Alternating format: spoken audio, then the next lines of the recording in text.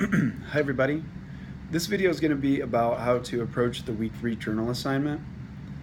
Um, Alright, so you basically you have to write a job resume and application cover letter for Socrates based on the way his character is portrayed in the assigned readings. Come up with some creative ways to list any of Socrates' experience and skills that might be relevant in today's workforce, specifically in your area of employment. Socrates might not be really qualified for your job, but that's okay. Your goal is just to imagine as many of his humanities-based skills as possible, or general education skills. I'm the dean of the Division of General Education, so I'm all about those skills as well, which I have the whole list of all of our general education competencies, but some of the major competencies are things like quantitative reasoning, written communication, oral communication, critical thinking, ethical reasoning, intercultural awareness, and they can extend all over the board. But you can think about those as the humanities-based skills. And it says you have to list at least 10 of those skills, and then you have to write a 2-page cover letter explaining a bit more about 3 or 4 of those specific skills.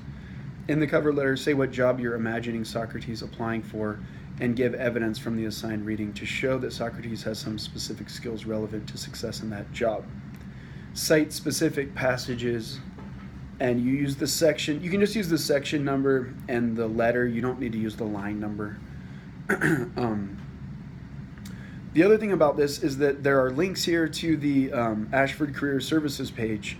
And there we have a resume template, a resume builder tool, and a sample resume, as well as there are links then in the next paragraph to explanations of how to write a good cover letter. So be sure to take a look at those and think about ways that you could use those in your own life as you approach your next job, or it's always good to brush up your resume. And to get it in a nice format, because you never know what's going to happen. All right, so a couple things. First, make sure you look at the templates and use the templates, not only for this Socrates resume, but also for your own work in the future. One thing that's kind of funny is, Socrates never wrote anything down. Well, nothing that we have that exists today was written by Socrates. I'm sure he wrote things. He was literate in written composition. But it's funny because you might not say that Socrates is a good writer. But I'll just give you one to start to get things going. Obviously, Socrates was a great orator. He had excellent oral communication skills. So that is important for any job that you go into. If you can't speak well or you can't write well, then it's going to be a huge glaring spot. I've had to review many applications for different types of jobs at Ashford, both full-time and part-time faculty positions and things like that. And you'd be amazed that even with people with high-level degrees, still, in some instances, don't really write well, and it's pretty evident. And just because you don't write well doesn't mean that you don't think well, but it's really hard for people evaluating other people's work when you see those kind of glaring errors in people's written work. Our minds naturally tend to think, well, if they can't express themselves that way, then what's going on up here? If people can't express themselves through written word or through oral communication, then it's really hard to see what's going on in their minds, and it's hard for them to express it.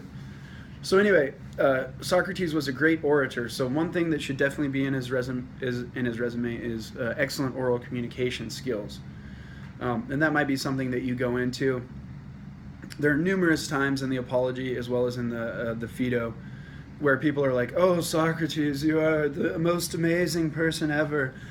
You make us think things that we never think." And well, in the Apology, it's more like people don't trust him, and they're like, "You're going to make the audience, the jury, think things that they shouldn't think about you, and you're going to make us look bad." But anyway, that's definitely one thing that should be in there.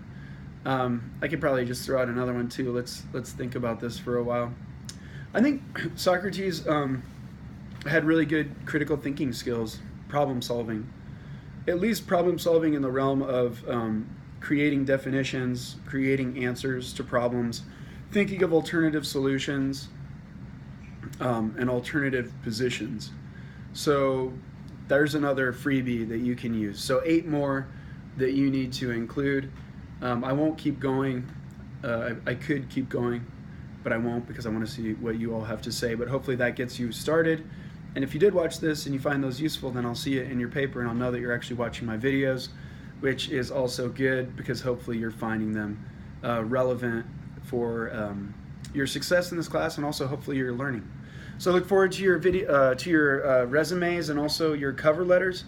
And again, be sure to use those resources from the Ashford Career Services page because they're also useful in your own life. So not only here are you applying things that you're learning in philosophy now this week and humanities-based analysis from the previous weeks, but you're also doing it in a very contemporary way in which we all usually have to apply for jobs and write letters in which we try to promote ourselves, marketing, self-marketing, so that people will give us a job so that we can then work for half of the day and make money so we can eat and whatever else we like to do. Hopefully we have a little bit of spare money to do other things that we'd like to do. So yeah, convincing people so that we can just go work for our lives, which, going back to Socrates, you know, he talks about that and how he didn't take money from anybody, and I'm sure he did in a certain sense. He took meals from people, people fed him, people, you know, gave him money so that he could survive. Probably people brought him clothing and things like that. At least he claims that's what he did. And but so he could be free from work so that he could wander the streets of Athens and basically just piss people off. From a more pessimistic view, he thinks he's stimulating them to live the best lives possible. From another perspective, he's just ticking people off. And then obviously, you know, because you've made it to the end of the video and hopefully you've read the first reading, in the apology they sentence him to death, and then in the Phaedo everything goes down. So anyway, hope you found this useful. Look forward to your assignments this week, and let's just have another great